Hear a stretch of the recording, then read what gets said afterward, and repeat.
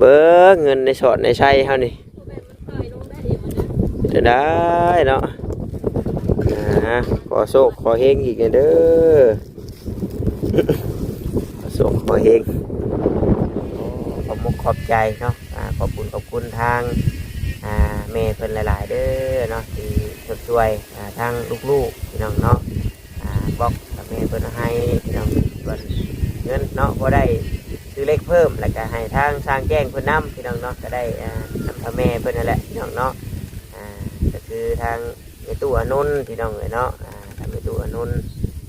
สวยๆมาก็ขอบมุกขอบใจขอบคุณก็ให้ทางแม่และครอบครัวเนาะจงพบเจอแต่สิ่งดีๆนี่แต่สิ่งดีๆหลั่งไหลเข้ามาในชีวิตเด้อบาดนี้เด้อไปมาทางใดก็ขอให้ตลอดปลอดภัยขอให้ทุกพระทุกเจ้าคุ้มครองเนาะขอให้พบเจอแต่แนวดีๆพี่น้องเลยจะตูมให้มาเบียดบาดนี้สาธุพี่น้องเนาะสุขภาพร่างกายแข็งแรงเป็นโอโพผมใช้ให้ลูกให้หลานให้มาทำใดก็ขอให้กลับคืนไปหาทางครอบครัวของแม่ร้อยเท่าพันเท่าเด้อเนาะสาธุพี่น้องเลย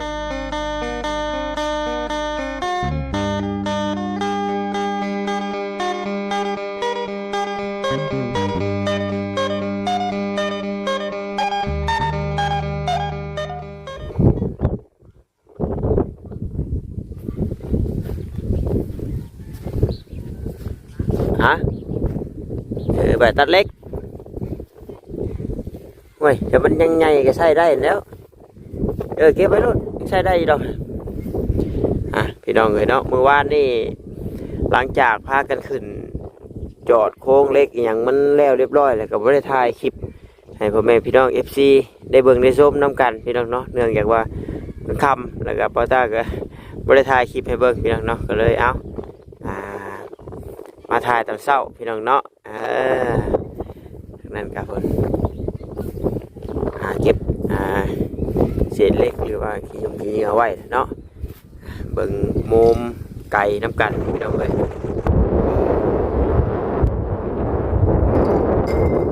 เป็นเดือน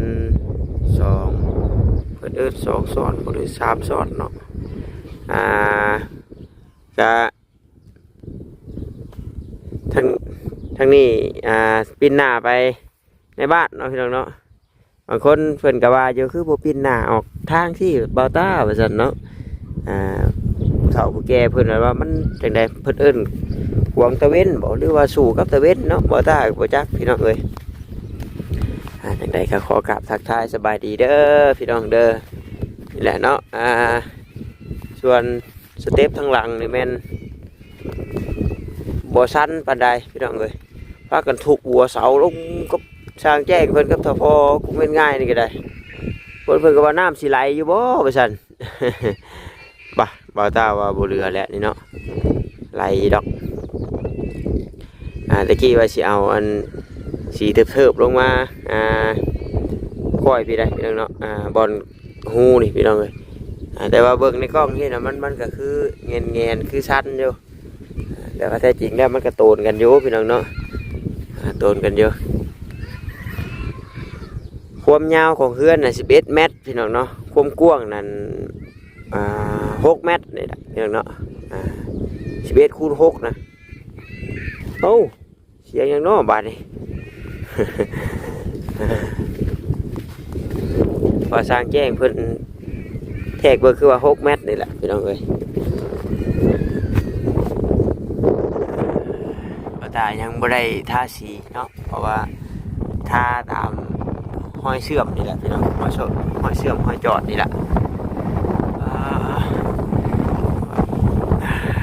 พูดของทางแจ้งเพื่อนนี่แล้วเลยได้ก่อนเลยเนาะพูดทาสีเจ้าของบ้านเจ้าของเฮือดเด็กได้ มีเธอโดยสวัสดีเนาะมีเธอพูดแล้วบ้านนี้ได้สังกะสีมาได้ไม้โซล่ามาพูดได้เพื่อนสังกะสีมาเห็นให้อีก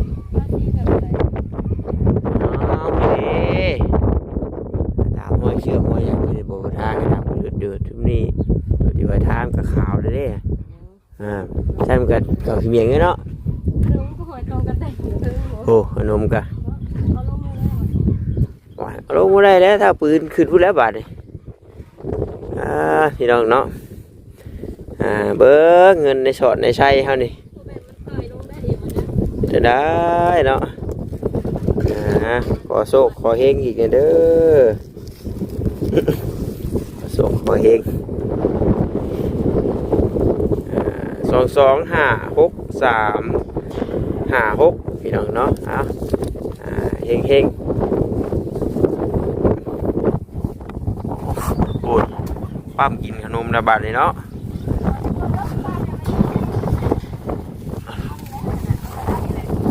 แม่นจ้ะต้อยจ้ะ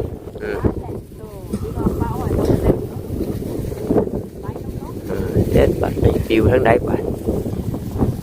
คือบล็อกนี่ก็ได้อีก1,000หรือว่า800นะพี่น้องเนาะอย่างที่พอแต่ว่าทีแน่ๆก็รับ1,000เพื่อสร้างแจ้งเพื่อนู่นนี่นั่นนี่แล้วแต่พอสิมาวานนี่นะเป็นเก็บได้อยู่แล้วก็ถูกตัวทีบอต้ามาครอบเมนทั้งหน่อยเท่านี้เอาเนาะขึ้นโอ่งขึ้นเฮือนขึ้นชานไม่ใช่บอกเพื่อนพี่น้องเนาะมันยังบ่ได้นั่นเนาะชื่อชูชางมันกับชางอู้มันก็บริบูรณ์ไปเน่าง่ายดอกขนมทอดนี่นะลูกชายว่าจะย่างหอยน้ำรสนี่ที่ตกลงกินกะบอต้าขอจ่ายค่าทางเพิ่นก่อน5,000พี่น้องเนาะเพราะว่าค่าสร้างมัน16,000พี่น้องเลยยังบ่ได้ขึ้นหลังคายังบ่ได้แม่นจ่ายตัวที่เฮาแล้วก็ขอจ่ายเพิ่น16,000ว่าซั่นเนาะฟังเบิ่งพี่น้องฟังเบิ่งบัตรจ่ายเพิ่นบัตรเต็มที่พุ่นแหละเพิ่นสิเอาน้ำเท่าใดเพราะว่าเพิ่นก็ว่าบ่เอาเต็มดอกว่าซั่นเนาะถ้าเจ้าของเฮือนเฮ็ดน้ำเอาบ่เอาก็สิแหละยามเฮ็ดเฮาก็ได้อยู่เบิ่งนำนั่นแหละพี่น้องเนาะอยู่เบิ่งอยู่จับอยู่บาซะก็มันจังคักสินะเนาะมันก็บ่ได้แบบเฮาก็ต้องถามกันอีกว่าเอาสิเอาหยังแม่นอยู่นี่แหละพี่น้องเนาะนี่ก็เหยียบหักถิ่มนั่นละพี่น้องเนาะชื่อมาจักใบว่าใบสีนี่จะใช้บัตรอันไป1,000พี่น้องเนาะทางใดก็ขอกราบทักทายสบายดีเด้อพี่น้องเด้อเนาะ FC กันเบิดสุขุสุคนพี่น้องเลยเพราะว่าอยู่ทางฝั่งลาวฝั่งไทยหรือว่าทางต่างประเทศนำเนาะแกยินดีต้อนรับเข้าสู่ช่องของบอต้าบ้านเฮาคือเก่าพี่น้องส่วนบล็อกส่วนนะเก็บเอาไว้ก่อนมาถ่ายให้ FC บนก่อน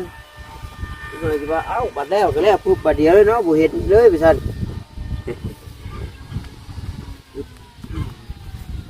คือถ้ามีสังกะสีจบตั้งก็ได้ละมีสังกะสีหาเก็บเสื้ออันนี้มีสังกะสีมีไม้โซล่าจังบอกช้างแจ้งขึ้นมาอีกทีนึง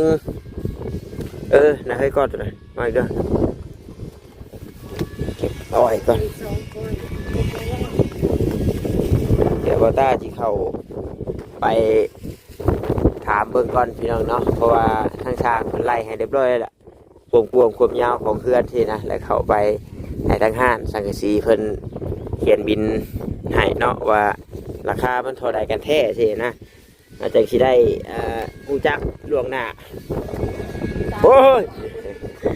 จะเป็นเด็กน้อย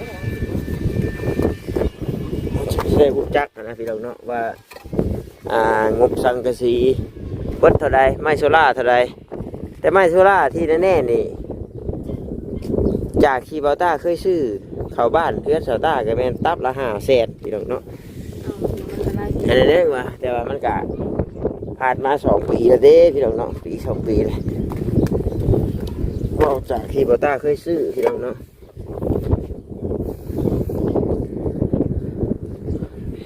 เป็นหลังดำเนาะหลังดำหลังสูง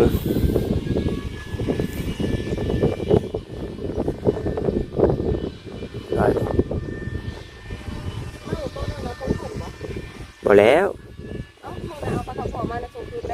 ถูก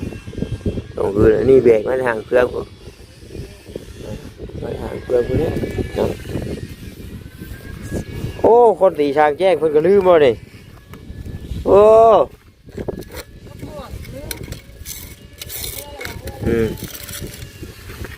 นี่อย่าเมื่อเพื่อนบ่นี่ ลงทั้งที่งานแล้ว เงินป้าก็นี่ก็ได้ตัวตัด เป็นพวกต้นยังใส่เนาะเมื่ออันนี้ก็จูดได้บ่ล่ะ โอ้แต่ขึ้นเลยเนาะ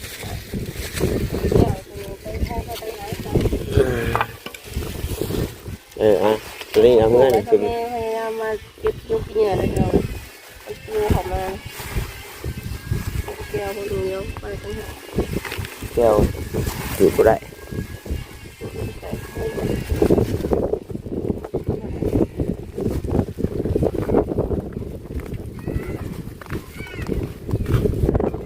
ตัวนี้ว่าสิออกเวียกข้างนอกอยู่พี่น้องเนาะมื้อนี้เรียบร้อยแล้วเห็นขึ้นมาทำนี่ก็ดีใจละพี่น้องเลยเนาะ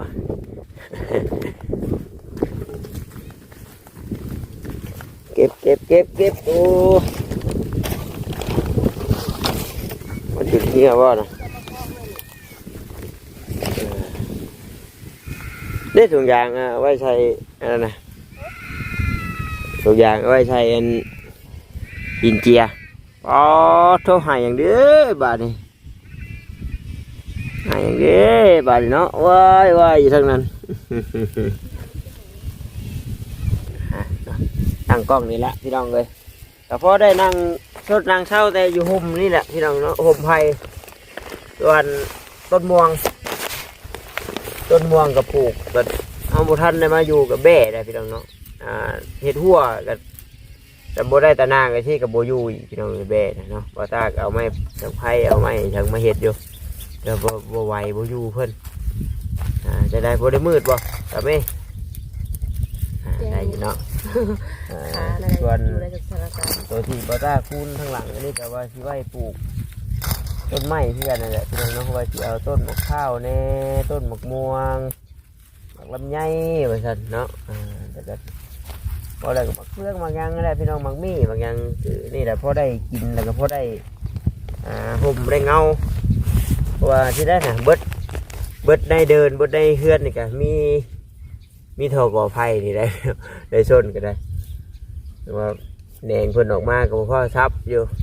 เอาไว้เพิ่นเป็นโฮมก่อนมาพูดแหละมันก่อใหญ่มันเขามีโฮมไม้โฮมตอกจังคอยเอาดอกที่หลังก็ได้ดอกเนาะอันนี้ฮะนี่ก็เป็นหางเพื่อนสะพอเพิ่นโอ้ยเนาะจากรุ่นปลายพี่น้องเลยจากปีใดแหละที่ได้ยับย่ายใส่สวยออกมาอยู่พี่อีหลีเนาะแต่ผมมาอยู่พี่ประจำนี่โอ้ต้นไม้ต้นตอกจำโบเห็ดวัวตะนางไว้ที่บัวได้กินลิวัวตาว่าได้เช้าขนาดเลยนะส่วนสามีเพิ่นก็จะออกไปส่งปลาไปทันเนาะจะออกไปส่งปลาให้ทั้งหน้าพุ่นแหละพี่น้องถ้าพอเพิ่นไปใช้มองมื้อเช้านี่ก็ได้อยู่ทางรถตกได้สีดาวแต่เราเป็นได้ดอกพี่น้องสะบัดเลยได้อ๋อลมไปดิมันตีงงแงเยอะไอ้ดูเนาะบางทีขากล้องพี่น้องเริ่มมาก็ได้ทางต้นนี้แหละก็ถ่ายซูมถ่ายยามฝนมันก็สีน้าก็เนี่ยมันยามแรงมันก็หล่นกับเหี่ยวมาเลยกับมานี่แหละมันเป็นดินแบบบ่งามเลยดินทรายแห้งดินทาวคูนเป็นดินบ่งามปลูกยังกับบัวคอยอยากขยายไปไหนพอดินมันคือเกิดมุ้ยฝุ่นมุ้ยคุยนะจัดบอกเวียดเพิ่นก่อนไปน้ำมันแกงว่าได้จักโมเจ้าสีขาวมาโอ้สวยเติบอยู่เด้อเพราะตอนนี้ยังสียังอยู่เพื่อนว่าสิเอาลงไปลวงไปชงไปเลยทีนะเดี๋ยวเลยมาชูรถเด้อบอกเวียดเพิ่นก่อนพี่น้องเลยนี่แหละขึ้นจอดโค้งเล็กกับใครเนี่ยแต่ทางได้เงินทางแม่เพิ่นพี่น้องเนาะทางแม่เพิ่นจะฝากมาชดมาซอยค่าสร้างนี่แหละพี่น้องเนาะแม่เพิ่นซอยค่าสร้างแล้วบัดเล็กบัดพ่อน้ำแน่พี่น้องเนาะไปซื้อเพิ่ อดีชื่อเล็ก13 เซนมาเพิ่มพี่น้องเลย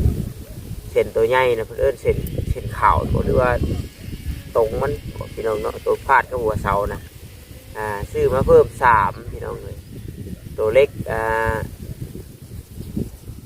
เพื่อนเล็กสว่านนะตัวที่เขาเสียนยิงสังกะสีใช่หันพี่น้องเนาะ10 เซนนั่นนะแต่ว่าป้าเนาะแม่นบ่พอ13 เซนก็เลยได้ซื้อมาเพิ่มแล้วกันนี่แหละอุปกรณ์เท่านู่นนี่นั่นได้ซื้อมาใส่พี่น้องเนาะยังว่าโอ้ยังดีแต่ว่าแม่เป็นฝากมาส่งซอยนั่นนะโค้ยเนาะจะไปเอาเงินได้อีกมาซื้อเล็กเพิ่มว่าลมกับทางแจ้งเพื่อนกับวันที่24เด้อประชันสร้างเอ้ยเนาะวันที่24ขอจัง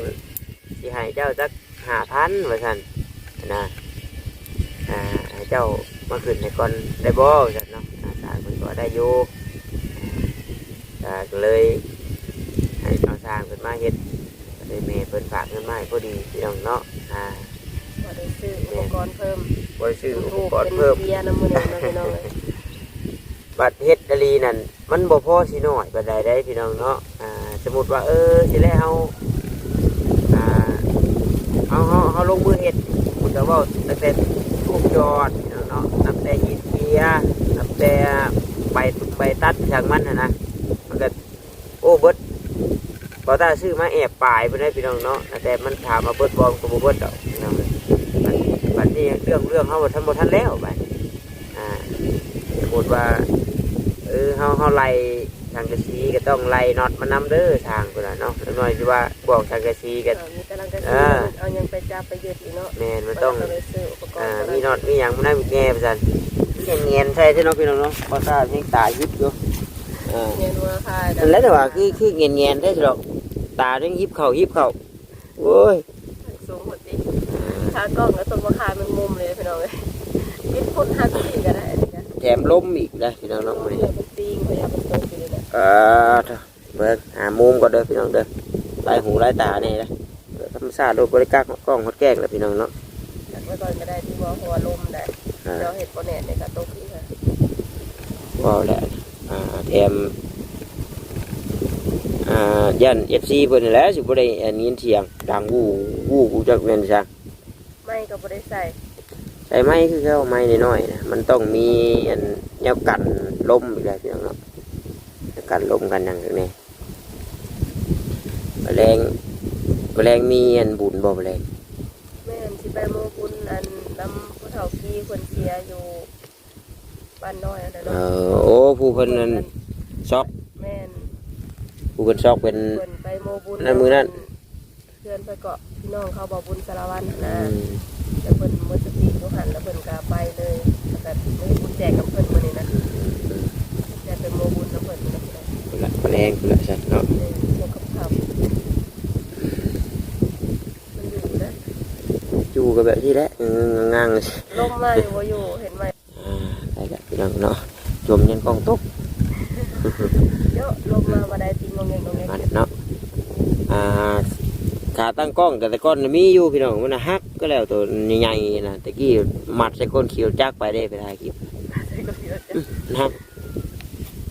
ข่าวเวียนผู้ติดอยู่ได้นั่นก็ได้ติดพันผู้ใด5-6 แสนผู้ใดนั่นน่ะว่าเป็นที่ว่าถือไปได้แต่ว่าเล็กน้อยก็ได้แต่ได้ลงหายลงหน้าพี่น้องเนาะว่าโอ้จะได้มงอยู่บ่เอาว่าก็ยังอันดับโปรดเลยผมมีทั้งที่ว่าคนตียังลงเรืออยู่นะแต่เมื่อเดือนนี้คือเดือน4เนาะเดือน4ปุ๊บขึ้นมาเดือน5ก็เริ่มเลยได้ทางบ้านบ่าวตาพี่น้องเนาะเริ่มเดือน6เริ่มวานเขามาแล้วแต่ว่าหน้าดำนะแม่นหน้าดำนะแต่ว่าหน้าว่านนี่วิทย์บุญวงไพ่วิทย์บุญสงการแล้วแม่นเขาเจ้าเริ่มไถว่านยังไหวได้เพราะว่า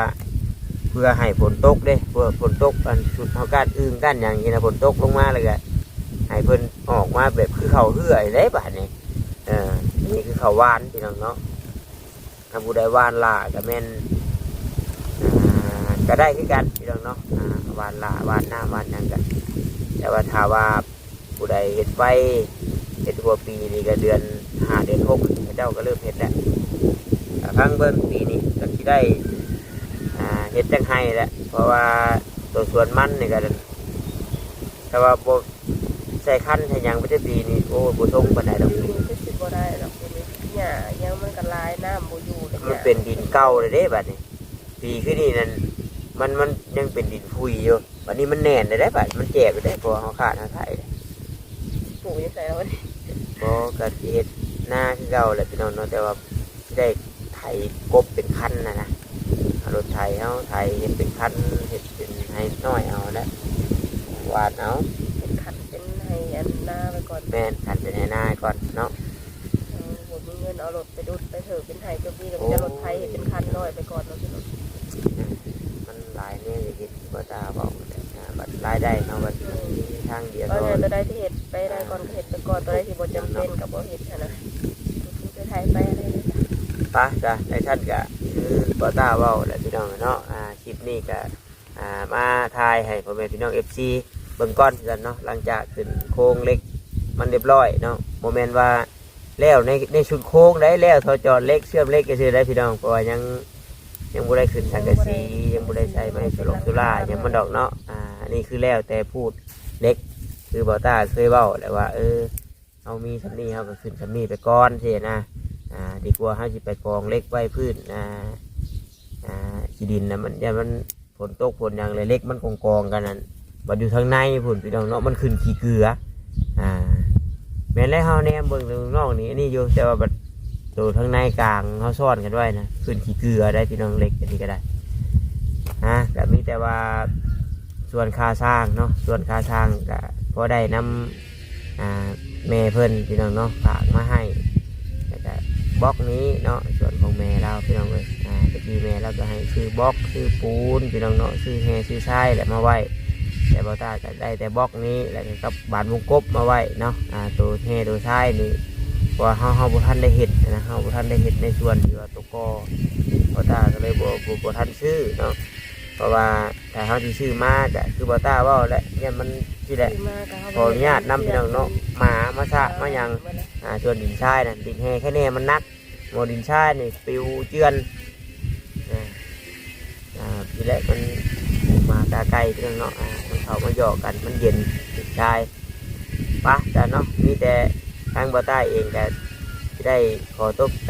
จบคลิปเนาะพี่น้องเนาะแล้วก็คนอื่นก็ขอบมกขอบใจเนาะขอบคุณทาง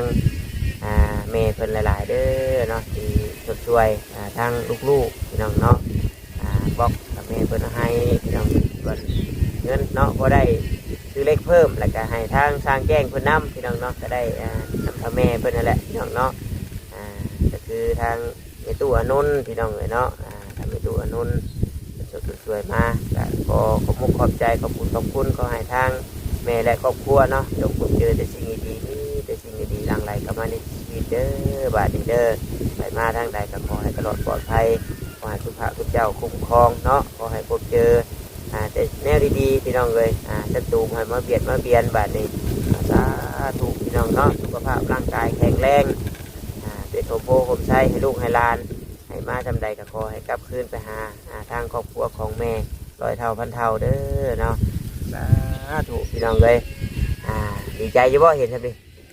ดีใจเนาะตอนนี้ก็ได้แต่แยงได้แยงได้ถึงนี้ก็ได้ตอนนี้ก็พอได้แยงเนาะแล้วก็พอมีเราต่อไปดีกว่าแบบโอ้ยเห็นแต่ชาวคนรูดเนาะ2 ปีที่2เลยพี่น้องตั้งเสามานี่มันจนเบี้ยวเลยชาวหัวเสาได้ดึงใช่ไหมหลายปีก็เริ่มเบี้ยวเลยเนาะคือว่าอะไรเพื่อจะเป็นเฮือนพี่น้องเนาะเพื่อจะเป็นเฮือนมันกับโมเมนต์ของง่ายหมดเฮือนแล้วแบบไฟพี่น้องเนาะมีไฟมีน้ำมียังพวกแล้วมันจังที่ครบชุดพี่น้องเนาะปัญหากันว่าพูดว่ามีเครื่องเฮือนหมดแล้วก็ยังไฟกับน้ำอีกวันนี้เพราะว่าเขาต้องได้ใช้ไฟกับน้ำมาในการก่อสร้างที่เป็นเฮือนนะพี่น้องถ้าว่าเฮ็ดอะไรพี่น้องเนาะถ้าว่าให้เฮ็ดดำเนินต่อการไปนี่แม่นก็ได้ลงไฟก่อนนั่นแหละพี่น้องเนาะไฟเนี่ยตะไคร่มันนั่นบอต้าเก็บกันนิ่งออกมาเรียบร้อยแล้วแหละพี่น้องเนาะเบิกเสียที่ให้เบิ่งพี่น้องเนาะยังแต่ให้สร้างขึ้นมาดึงเขาเฮือนสินะเนาะตะไคร่เก็บกันคนละ6,000 บาทพี่น้องเนาะดึงตะไคร่ไฟเข้ามา แต่ทั้งไม่เท่าเพิ่นนี่ดึงเข้ามาแล้วพี่น้องเนาะจากลากหันมาหานี่ก็13,000เพิ่นอยากได้นำนะพี่น้องเนาะ13,000แต่ว่าถ้าพอขอน้ำ12,000พี่น้องเนาะแต่สิเข้าไปเลยแต่ว่ารักก็นั่นนี่แหละถ้าว่ารักกับเพิ่นก็รักแบบนี้เนาะแต่ว่าเฮามักใหญ่มักรักไม้มักแบบใดก็หาเองสินะแต่ว่าคือรักเล็กโกงพี่น้องเนาะมันสิโกงถ้าไม้นี่มันก็สิแข็งอยู่เดี๋ยวก็เอาตัวนี้กระบวนทันมีเข่าดอกพี่น้องเนาะอันนี้คือเว้าให้ฟังว่า FC เพิ่นถามอยู่